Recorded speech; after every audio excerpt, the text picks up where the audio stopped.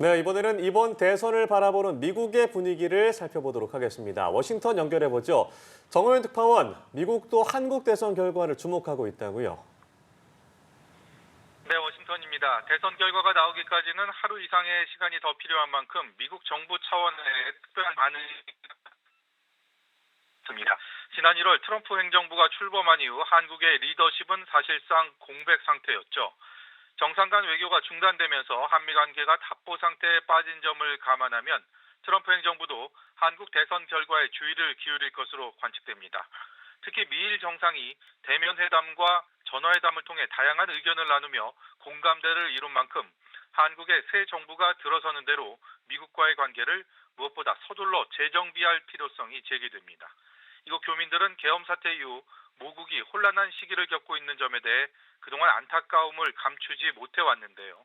비록 몸은 멀리 떨어져 있지만 한국의 새 대통령이 빨리 트럼프 대통령을 만나서 의미 있는 결과를 만들어내기를 고대하고 있습니다. 예, 트럼프 행정부가 출범한 후 미국의 변화 속도를 보면 우리도 서둘러서 이 한미 관계를 재설정해야 한다는 생각이 드는데요. 어떤 과제들이 있을까요? 네, 가장 급한 것은 역시 관세입니다. 지난 4월 트럼프 대통령은 국가별 상호 관세를 발표하며 한국에 25%의 관세를 매겼는데요. 그때부터 90일간 유예하고 협상을 하기로 했는데 마감 시한이 다음 달 9일입니다.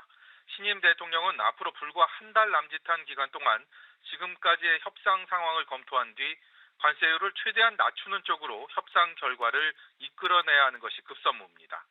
통상뿐 아니라 안보 분야에서도 풀어야 할 숙제가 많은데요. 트럼프 대통령은 주한미군 주둔 비용, 방위비가 턱없이 적다고 기회가 있을 때마다 언급해왔죠. 한국을 머니머신이라고 칭하며 더 많은 돈을 내라는 것이었습니다. 때문에 한국의 새 정부가 출범하면 공식적으로 문제 제기하며 재협상을 요구할 가능성이 점쳐집니다. 최근 주한미군 감축 카드를 만지작대고 있는 부분도 신경이 쓰이는 대목인데요. 물론 미국 언론의 보도였고 한미 국방당국은 공식적으로 사실이 아니라고 손살에 쳤지만 가능성까지 잠재우지는 못한 상황입니다.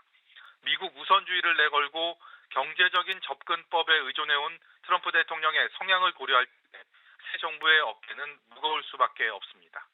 또 트럼프 일기를 생각하면 많은 분들이 트럼프와 김정은 두 사람의 북미 정상 외교를 떠올리실 텐데요.